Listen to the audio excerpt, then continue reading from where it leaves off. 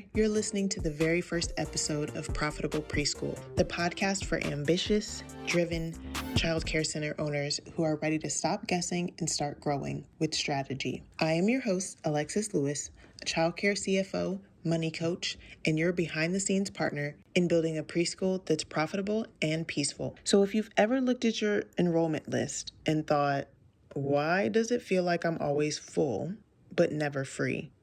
This episode is for you. Let's get real. You're doing all the right things. Your center's full.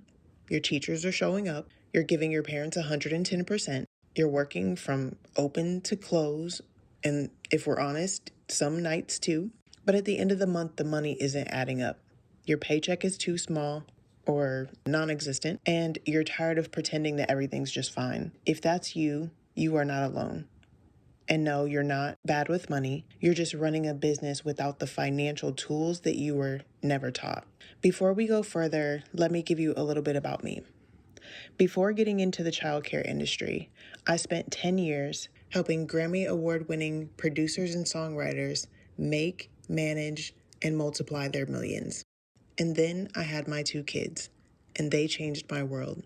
Soon after they arrived, I realized that childcare center owners like you are the heartbeat and the pulse of our communities.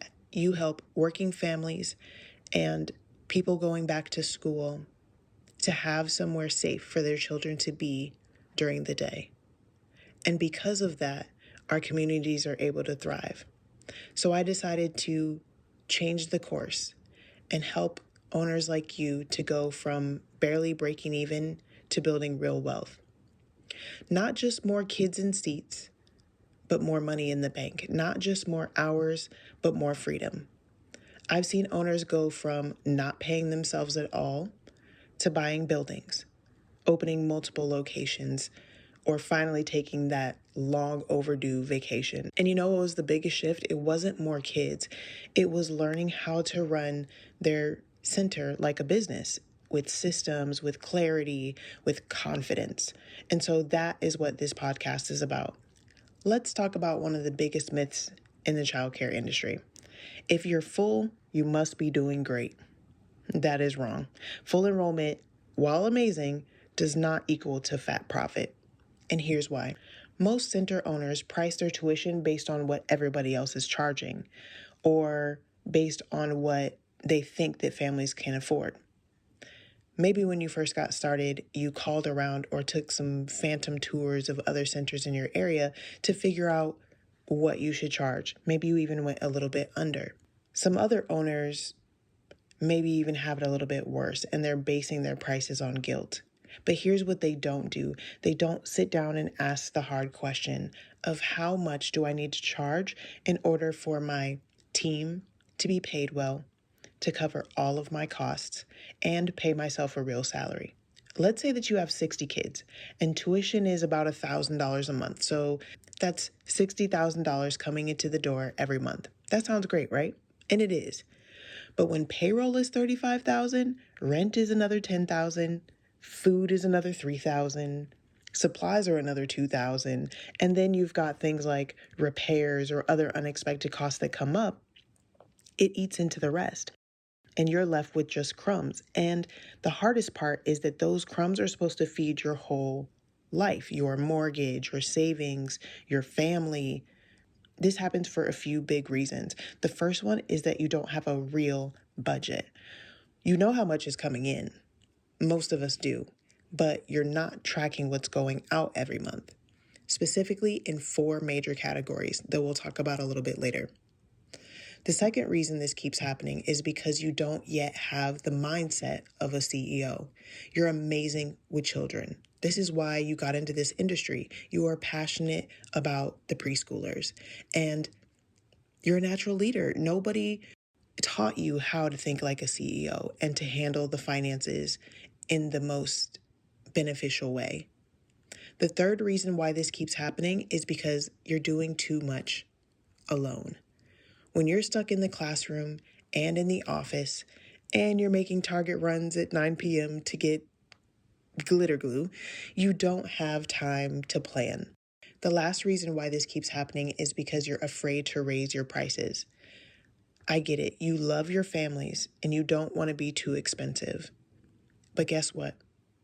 If you go out of business because you're burnt out, nobody wins.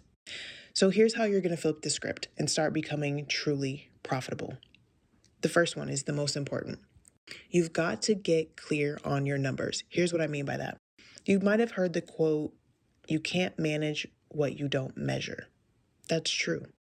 I suggest that you start with a monthly money meeting. And during that meeting, what you want to find out is how much did I spend in these 4 top categories. The first one is with your people. This includes your employees, anything you've paid out for them, benefits that you provide to them, the training that you provide for them, and then also those taxes that you have to pay on their salaries and wages. All of that combined, if it's higher than about 60% of what you brought in for the month, we need to make some changes. The next area that you want to make sure you're clear on is your property. That's your rent or mortgage payment, any repairs, maintenance, utilities, all of those sorts of things that go along with the property, landscaping, all of that together needs to be calculated. Compare it with how much you brought in for the month. If that's more than about 10% of what you brought in, we probably need to make some changes. The next area is your program cost. So this is anything that you are putting directly into the classroom or for the kids. So this would be things like food, to make sure that they are well fed during the day, any of the curriculum items or toys that you're purchasing, all of those things would be considered part of your program costs. You want to keep those costs in mind because they get larger and larger for each additional student that you bring in the door. The next cost that you have to make sure that you're clear on is the cost of your process.